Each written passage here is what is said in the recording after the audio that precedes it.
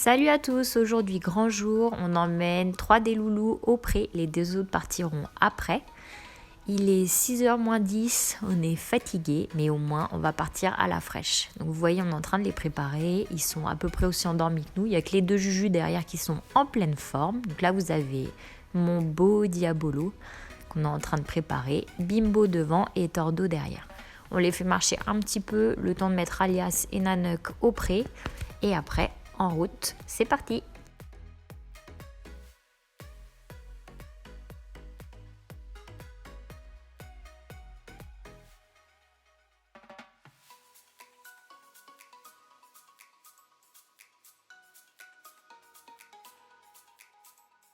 Bon, comme d'habitude, Tordo fait un peu des siennes, hein. Monsieur n'a pas envie qu'on lui monte dessus.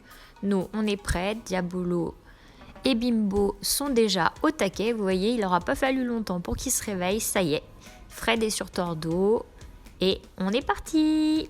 Pendant la vidéo, vous allez pouvoir apprécier les paysages qui sont quand même super sympas en Seine-et-Marne. Parce que c'est vrai que nous, dans notre campagne, on est toujours sur les mêmes paysages. Mais là, du coup, on a fait un petit peu de forêt, pas mal de plaines. On est passé dans des villages super mignons. Donc vous allez voir, les images valent le coup. J'ai fait ce que j'ai pu, mon téléphone bougeait un petit peu. Mais bon, évidemment, j'ai oublié de charger la GoPro, comme d'habitude. Mais cette année, je me suis dit, je vais filmer. L'année dernière, on n'avait rien fait, on n'a pas pris de photos, on n'a rien filmé, on était déçus. Donc c'est pour ça, je vous ai fait ça en accéléré pour pas que ce soit trop long.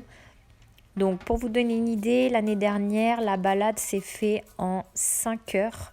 On était parti à 9h30, on avait vachement souffert de la chaleur.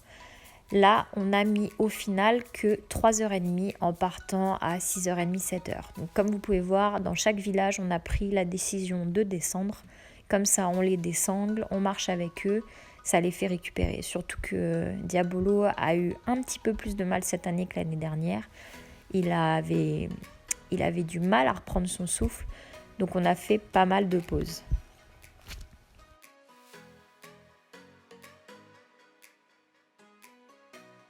Alors, vous allez voir, nous sommes au galop et voilà, bim, donc c'est Diabolo qui m'a tout simplement fait un écart de la mort qui tue. J'ai failli perdre le téléphone, mais heureusement, je ne suis pas tombée, le téléphone n'est pas tombé et il s'est pas fait mal. Mais voilà, comme je vous disais, dans chaque village, on a décidé de redescendre. En plus, ils avaient chaud, la température commençait à monter, mais heureusement pour nous, on avait un petit vent frais. Donc vraiment une balade super agréable.